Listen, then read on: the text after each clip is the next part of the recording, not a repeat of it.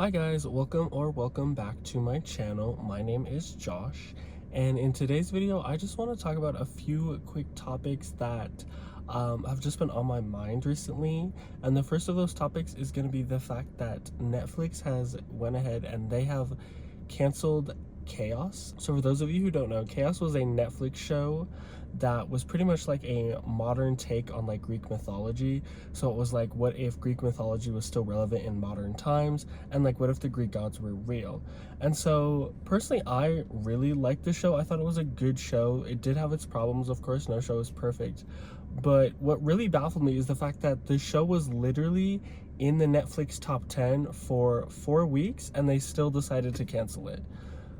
I feel like at this point, like, for someone who does like enjoy watching movies and enjoy watching films regardless of the platform, like, I feel like it's just like a slap in the face almost, if you will, because it's just like, I hate taking time out of my day and out of my week to like watch a show, and then I get into that show and it's like I'm taking time and I'm like actually invested in the show, and then like I think to myself, okay, it's in the Netflix top 10. It was literally there for 4 weeks, so in my mind I was going like, okay, there's no way they're gonna cancel this. Like, it literally has Jeff Goldblum in it. Like, he's a very, like, he's an A-list actor. So I was like, okay, there's no way they're gonna cancel this. It's in the it was in the Netflix top 10 for 4 weeks in a row. Initially I was like, I don't know if I'm gonna like this, but then I was like, let me just watch one episode and see if I like it, and I liked it.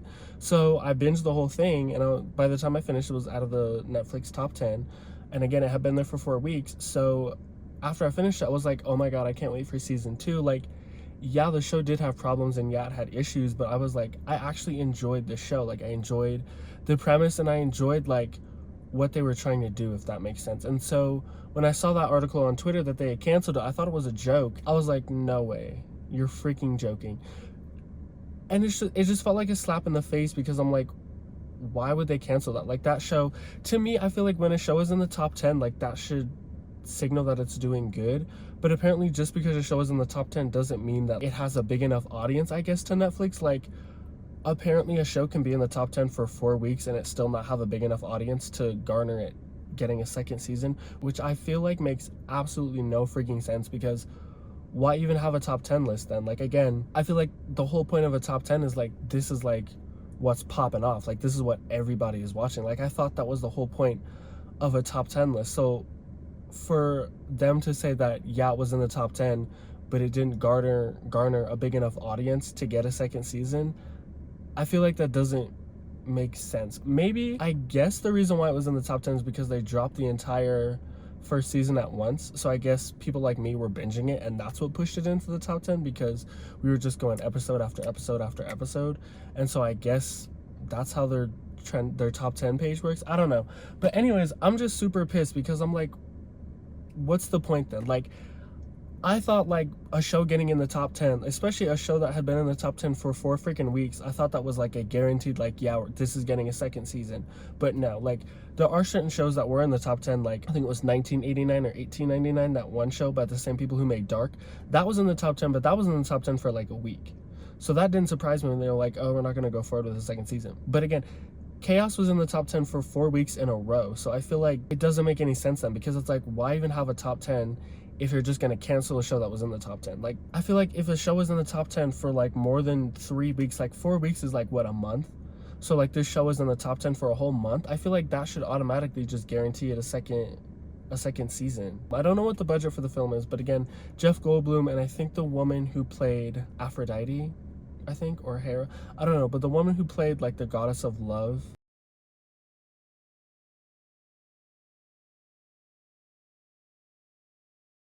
The rest of the cast, I didn't know. Like, I had never seen anybody else in the cast except, again, Jeff Goldblum, and I feel like I had seen the woman who plays, it's either Hera or Aphrodite, one of those two. I feel like I had seen her in some things. I don't know, I feel like the budget wasn't that high. Like, I don't know, the show didn't look that expensive to make. But anyways, I'm just like, that just really upset me, because I'm like, why am I taking time out of my day and out of my life to watch a show that is in the top 10? So a lot of people are watching it. So then why are we all taking this time out of our day and out of our lives to watch a show, and only for it to end again on another cliffhanger, and then for Netflix to be like, oh, we're not going to move forward with it? What's the point of that? Like, it kind of just ruins like watching things on Netflix for me, because it's like you never know what's going to get canceled, and just because a show is in the top 10 for 4 freaking weeks in a row doesn't mean it won't get canceled. Like, it has to do, like, I guess Stranger Things numbers now is like the benchmark for every show, which I feel like is stupid to hold every single show, especially a new show like that, to the same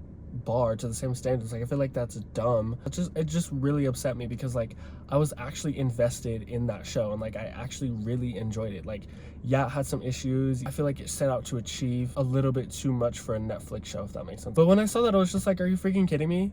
Like, I was literally talking to a friend and I was like, oh my god. And they were like, what happened? I was like, they literally just canceled Chaos. And like, they even know what that show was. So I'm like, it's not just me. Like, other people watched this show too. And again, it was in the top 10 for 4 weeks in a row. So for Netflix to just go, oh, we're gonna cancel it, like, it just ruins it for me, because I'm like, then why am I watching anything at this point? Like, the whole point of watching a show, especially if it's gonna end on a cliffhanger, is so that you can watch the next season. Like, I feel like the first season of a show is the pilot season. It's pretty much like how TVs were back in the day. Like, there was a pilot episode. That's why a lot of episodes of like cable shows like Grey's Anatomy and stuff like that and Lost were called pilot. Like, the first episode was called pilot because it was the test, was there interest in this show or not, and if there wasn't, then it would just be a pilot episode and the show would get scrapped. But if there was, they would keep making episodes. I feel like that's how it should be with Netflix shows. Like, the first season of a new Netflix show should be considered the pilot,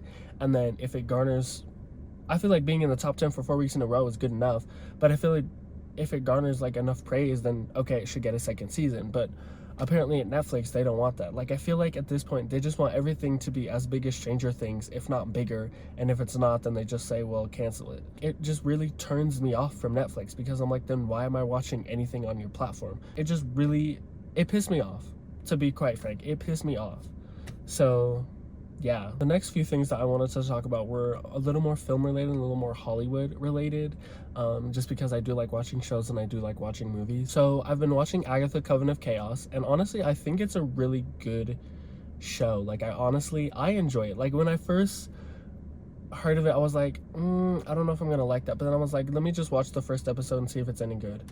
It is so good. Like, I love the show. It doesn't feel like anything Marvel. Like, it feels completely separate from the MCU. Like, it just feels fresh and it feels new and it feels good, and it feels like the people behind it actually understood the source material, and they actually understood like what us, the audience, wants out of a show like that. The show just feels different. Like, it feels very unique. Like, there's comedy in it, there's like a little bit of like sad stuff in it. Like, there's never been a Marvel show that has made me think like, okay, like, this is really good. Like, especially for it being a Marvel project, like, it actually feels so separate from it, and not in a bad way. Like, it feels separate from it in a good way. Like, it feels like it can stand on its own 2 feet. Like, it feels like it doesn't even need to be a part of the MCU. So if you haven't checked out Agatha all along, definitely check that out. I also recently checked out The Substance, which is a new movie. I forgot the name of the actress. If you haven't seen The Substance, or you haven't seen it, a trailer, or if you haven't seen it on TikTok, it's a movie, and I'm not going to spoil it, but it's kind of like, I would say it's about learning how to accept like you for what you are and your body for what it is, if that makes sense. Like, I'm not gonna spoil it, because it's really good. If you want to watch a movie that's like gonna make you think and gonna make you just appreciate your body and just make you feel good about yourself, watch The Substance, because that's what that movie does. Like, I went into that movie thinking it looked campy as fuck, so of course I was sat for it, but I went into it thinking like, oh, it'll be like okay. No, like, it actually like makes you just think and like really just want to appreciate like your body and the way you look in general. The movie is just about learning how to accept your flaws with your beauties, or your flaws with your perfections, if that makes sense. Like, I feel like the movie just really speaks to that. It's really about body positivity and like just accepting your body for what it is, because you don't get another body. Like, the body you're in is the only body you're gonna get. I really liked that movie. I thought it was really good. I also saw Megaopolis. I think it's either Megalopolis or Megaopolis, but the new Francis Ford Coppola movie with Adam Driver, Aubrey Plaza, and Giancarlo Esposito, just to name a few of the A-list actors. Oh, and Shia LaBeouf is also in it. I had seen the press reviews and I had seen the reviews coming in online for that movie, and I had heard and seeing how a bunch of people were dragging the movie up and down and saying, oh, it's not good, it's not great. One of my favorite critics on YouTube said that if you like Epcot, like the Disney World park in Florida, Epcot, if you like Epcot, you'll like this movie. And I feel like she hit the nail on the head when she said that, because I, as someone who does enjoy Epcot, I enjoyed the movie, but do I think it's a mess? Yes. I see where he wanted to go. Like, I see where Francis Ford Coppola, I see what he wanted to do, and I see what he wanted to say, and I see what he wanted to achieve. I feel like this is another example of where something fell under its own weight. I see what Francis Ford Coppola was trying to do, and I see the vision, I see the target, and I see what he was trying to do. Like, I see what he was trying to achieve. I think if he would have cut out some parts of the movie, and I think if he would have cut out some elements, it would have been much better. I see what he was trying to do, and I see where he was trying to go, but I feel like he also suffered from, like, collapsing under his own weight, or like I feel like his idea and his vision and his, like, the premise for the movie was so grand. I feel like it definitely kind of just, like, fell under its own weight, if that makes sense. Like, I feel like it was kind of almost too ambitious for its own good. Like, it's very evident and it's very clear, at least to me, where he was trying to go with this movie and what he was trying to do. But I feel like there were so many, like, there's so many storylines and there's so many characters and there's so many, like, directions the film just kind of goes in, and they all just kind of happen sporadically. Like, they don't happen really, like, in a natural order. It's just kind of like, okay, this is gonna happen, and then, okay, now this is happening, and then oh, you know, new conflict here that, you know, somehow ties into this conflict over here, and then it sometimes somehow ties into this conflict, and oh, now we're back to that conflict. It doesn't feel like a straight, like, it doesn't feel like a clear, like, straight line story, if that makes sense. It feels like a web. Like, it feels like a bunch of, like, strings, if that makes sense, or just a bunch of arrows pointing to a bunch of things, and the film just kind of goes in all directions. I don't think it's a bad movie. I wouldn't say that. I would say that it's an okay movie. I think the runtime might be a little too long, and I think because we're in the modern age where people's attention spans are dropping like flies, I think the movie might just be a little too long, and I feel like there are some elements that he should have left in or included more, and I feel like there are some elements he should have cut out more, because there are certainly elements in this movie that I feel like we could have done without. There are certainly scenes that I feel like we could have done without, and I feel like he could have spent a bit more time in post. When I finished watching this movie, the first thing that I thought was, this movie feels like they shot it, so they shot the whole thing, and then it went to post, and then it feels like they kind of rushed it through post. Like, it feels like they kind of just said, okay, we'll cut this here, we'll cut that there, and then we'll, you know, cut and paste this scene here, and then we'll swap this scene here, and then we'll, oh, let's insert this here, and then, oh, let's cut that out here, but then let's add in something from it down here. And then I just feel like, I think if I had to sum it up in 3 words, I would say it's an incoherent, beautiful mess. That's what I would describe this film as, because that's what it feels like. Like, I feel like, again, I can see where he was going, and I can see what he wanted to do and what he wanted to say, but I think it was a little too ambitious for him alone. I think it was just too ambitious of a project, especially to cram into one movie. I think maybe this movie, it should have been a show. Like, I think maybe like a HBO limited series, maybe there it could have performed better. And I heard, or at least I've heard online, that the reason why it didn't get marketed is because no one wanted to distribute it. Like, he couldn't find anyone to distribute it and market it. And so he actually had to put in, I think, like $100 million of his own money to distribute and market this film. So I think that kind of shot him in the foot, because the film was not really advertised anywhere. Like, there had been a bunch of negative press before it, because apparently he was going around kissing actresses, and apparently, like, it was this whole thing. I don't know if any of that's true, that's all alleged, but there was a whole bunch of negative press beforehand, and then when it came out, more negative press. And it's doing awful at the box office. Like, it's obviously not going to make back, I don't even think, half of its budget, which is unfortunate, because Francis Ford Coppola is a very talented filmmaker. And again, I see where he wanted to go with this film, but again, I just feel like it was too ambitious of a movie, even for him. I think if he would have had some help, and I feel like if someone, say like HBO or Disney or one of the big ones, came in and said, okay, we'll distribute this for you and we'll market it for you, but we've got some notes, I think that would have tremendously helped this film, and I think it would have been a much bigger success than what it is. But I think because it was pretty much his passion project and his passion project alone, I feel like it kind of just collapsed under its own weight. Like, I don't blame the actors in this movie. I don't blame the writers. I don't blame, honestly, anyone for how bad this film is doing. I think because it was a passion project for him, and I think because he was so passionate about this movie, that it became too much, if that makes sense. Like, I don't know if you've ever like met somebody or like seen somebody where it's like they're so passionate about something that they like mess it up, if that makes sense. They kind of like take full control, if that makes sense, and they just kind of mess it up just because they are so passionate about it that like it makes sense in their mind, but it doesn't make sense in the audience's mind. And I think that is what happened to this film. I think because he was so passionate about it and because he was so creative in it, that he just kind of, it made sense in his mind. And as someone who does like films and who does like movies and who does watch a wide variety of films, it made sense in my mind. But to the general audience, something that is this, like, I'm gonna be honest, convoluted, they're not gonna pick it up. Like, they're not gonna connect the dots, and they're not gonna try and see what he was trying to allude to, what he was trying to symbolize, and what he was trying to say.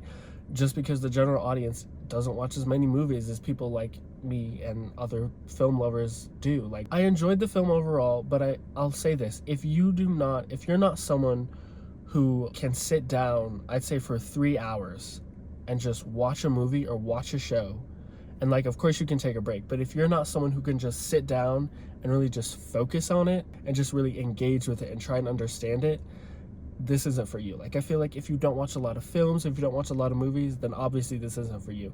And so I feel like, again, that's where he messed up. I feel like he tried to make this into a big blockbuster, but this is more of like a very niche, very like almost cult classic film. Like, this is very much a film of its time, I would say. Like, I feel like this is definitely a film where in 10, 20, 30 years, we're going to be looking back on this and saying, that is a fantastic timepiece. Like, it's very much him. It's very much Francis Ford Coppola, and it's very much of our time. And I feel like you can't try and make something that is like that into a big blockbuster. It's just not going to work. The two don't mix. They're not going to gel well together. But again, I mean, I enjoyed it. I thought it was good. I went to go see it with my mom. She even liked it. She pretty much is the one who got me into watching films. She picked up on everything. She enjoyed it. I think one person, if I remember correctly, one person did walk out. And there was like nobody in my screening, like 5 people total in it was like a good sized theater too. Like, it was on the smaller side, but it was good sized. This film is definitely I feel like it is ahead of its time, but I feel like it's very much a product of our time, if that makes sense. And I feel like this is a film we're gonna look back on and we're gonna be like, yeah, it's a good film. Like, I don't know if that makes sense, but that's how I feel about the movie. The next thing I want to talk about is the Met Gala theme for 2025. The 2025 Met Gala theme has been revealed to be superfine tailoring black style. I know where they're going with that, and I see where they're going with that, but the co-chairs for it, I think it's for Pharrell Williams. I know Anna Wintour, and I think the other one is like a rapper. I think it might be A$AP Rocky. 2 co-chairs, at least the 2 black co-chairs for this upcoming Met Gala, are black men, and then it's of course Anna Wintour. What I saw on Twitter was, at least some people were talking about like, where's the women? Because in like the promotional photos they show and like stuff like that, it's mostly just black men, not black women. So that's something that I've picked up on, as well as I'm kind of like where are the black queens? Like, where are our black queens? Like, I feel like it's just a bunch of black kings, but there's no black queens, at least not. Again, it might be too early, I don't know, but I feel like, I don't know, I just found that odd. I would have liked to see like a black man and a black woman as co-chair with Anna Wintour. I think that would have went over very nicely. I think like a co-chair like, I don't know, Beyonce or Rihanna, or I don't know, someone, or like Doechii. I feel like that would have been like a good, like, you know, add some feminization to this and not just make it all about like men. Like, I'm glad that they're doing something that is about like black like culture and like black like fashion. Like, I'm glad to see that, but I feel like I'm like, where are the women? Like, I don't know, maybe that's just me being a little bit sexist towards the men, but I'm just like, where's the women of this, if that makes sense. But I don't know, maybe that's just me. The next thing that I want to talk about, and I'm gonna wrap it up after this, is the fact that EA, this is kind of old, I'm kind of late to this, but EA came out a while ago and said that they're not working on a Sims 5. Instead, they're just gonna keep improving the Sims 4. First of all, half the crap, no, I'm not even gonna say crap, half the shit they're trying to sell for the Sims 4 don't even fucking work. It don't. Like, you would literally have to have like a $10,000 gaming PC, and even then, half of that crap is not gonna work. I don't know what they expect out of us Sims players. Like, people who literally make a living filming Sims YouTube videos even talk about how this stuff don't work. Stuff is glitching all the time, the packs don't work, stuff is broken, and then they come out and they're like, oh, we're not gonna make a 5, we're just gonna keep making a 4. And they said they're working on a multiplayer for Sims 4. We all know that shit ain't gonna work. That is literally, how is that gonna work? Half of the stuff packs don't work, the game packs don't work, the expansion packs don't work. Half of them are broken, half of them are glitchy, they don't work right. Literally, if you're on anything, again, less than a $10,000 gaming PC, your laptop, like, try playing The Sims 4 with all of the content, all of the DLC on a laptop and see how far you get. I promise you, your laptop is gonna explode because none of it works. Like, the fact that even half of it doesn't work, your laptop is still gonna explode. Like, it's just ridiculous at this point. Like, there's so much DLC and so much content that it's like, whose computer can handle this? Like, not all of us are YouTubers making a living off of this. Like, some of us just play for fun. Some of us, like me, I just like to build houses in The Sims. And then, like, I'm not one of those people who's like, I don't really focus on cash or like currently active sim, for those of you who don't know, or like create a sim, sorry, where it's like you like get to like design your sim, you get to like decide what they look like, what their hair looks like, their eye color, all that. I don't really focus too much on that. My big thing is like CC. I love me some CC. Like, I had at least 2 gigabytes of CC just for building when I used to play The Sims 4. Like, I would have custom doors, custom windows, custom stove, custom microwave, custom fridge. Like, that's what I love doing in The Sims, was building a house and then like role playing in that house. But I would spend like hours designing my little house in The Sims. And like, even with that stuff, like the minute amount of stuff packs and game packs and expansion packs that I had for The Sims 4, even with the small amount that I had and the relatively small amount of CC that I have, my game would be glitching. It would be lagging. And I'm someone who plays on a laptop. Granted, I don't have the fanciest laptop in the world, but it's like, what do you mean you're adding multiplayer? That shit ain't gonna work. It doesn't make sense to me. Like, if your single player don't work, what the hell makes you think the multiplayer is gonna work? It's not. Like, be so serious. And you're like, oh, we're not gonna make a Sims 5? Babes, The Sims 4 is like, what, almost a decade old, if not a decade old at this point? Give us a fucking Sims 5. Like, EA, go to hell. Like, I'm serious. Like, it's ridiculous at this point. What do you mean you're not working on a Sims 5? You're nickel and diming gamers left, right, and center with these loot boxes and all that crap. You're getting dragged left and right for that stuff. But you mean you're not making a Sims 5? Be serious. Be serious. Do you know how much it would cost to own everything, to own the Sims 4 and all the DLC? It's so expensive. Like, that's easily a couple $100s on its own. Not to mention that you're going to have, again, a $10,000 gaming PC to handle all that stuff. And then after that, half of it still ain't gonna work because EA never fixes the shit. Like, and I'm sorry I'm getting like really into it right now, but it's just like, as someone who enjoys The Sims and I love playing The Sims, I just looked at that and I'm like, what? Like, are you dumb? Like, why aren't you working on a Sims 5? Sims 4 is gonna get old. It's the same thing with GTA 5. Like, GTA 5 feels old as hell right now, and GTA 6 is still a long ways away. Like, I don't know what it is these days with like video game developers and like video game companies where they think that they can just put out a product every 10 years and just milk it for the rest of those 10 years. Like, I think that's even happening with Fortnite right now, where it's like, I thought Fortnite would have died off by now, if you ask me, but it hasn't. I feel like Fortnite is a good example of this, where it's like they still milk the game, but they change it. Like, there's new maps, there's new skins, there's new seasons, there's new loot pools, like all of that. The Sims is still The Sims. Like, there's not a new map for The Sims without you buying a freaking $30 expansion pack where half the shit don't work. That's how you get a new map in The Sims. There's not like quality of life updates. And I feel like it's the same thing. It was the same thing with GTA 5. We're seeing that like across the industry, where it's like a developer would just put out a product, it'll be a great product, and it'll be 10 years old and they're still trying to milk it. I promise you, EA has enough money to make a Sims 5. There's no way they don't. The amount of money it costs you to own The Sims 4 and all the DLC is insane. There is no way they don't have enough money to make a Sims 5. They're just being lazy. They don't want to make a Sims 5. Why? Because they just want to keep milking The Sims 4, so then people like you and me have to buy The Sims 4. We have to put up with the crappy stuff that don't work. We got to spend more money on the DLC. Like, no. Don't get me started. Don't piss me off. Because, no. What do you mean you're not making a Sims 5? Like, I'm sorry. I haven't played The Sims 4 in over a year. Why? Because it feels stale as hell. It feels stale as hell. No new maps, no new nothing. And I'm not about to spend $40 freaking just so I can get a new city with like, what, 5 buildable lots on it? Please, get the fuck out of my face. Like, no. Don't piss me off. But for those of you who do still play The Sims 4, wait until it's almost Christmas. If not, I don't know. Their holiday sales usually start up around Thanksgiving and Christmas. So if you do want to buy like expansion packs and DLC for The Sims 4, if you want to buy The Sims 4, sometimes the Epic Game Store, I think they had it for like $1 or like $5. Wait until like it goes on sale. Do not buy any DLC for The Sims 4 at full price. Don't. You're wasting your money. Wait till that shit goes on sale. That's my thoughts on that. Sorry for getting like super passionate and like super into like The Sims 4. I love The Sims 4. And there are certain subjects that just get me riled up because I'm like, what the fuck are you doing? Like, are you dumb? Yeah, I think that's gonna be it for today's video. Sorry for any background noise. I'm literally filming in my car because I didn't want to film at home today. I was like, I want to try out filming in my car. So hopefully this looks good and hopefully I don't look stupid in this. But yeah, don't forget to like, comment, share, and subscribe. That's all I have to say. So thank you guys so much for tuning in, and I will catch you guys all in the next video. Bye.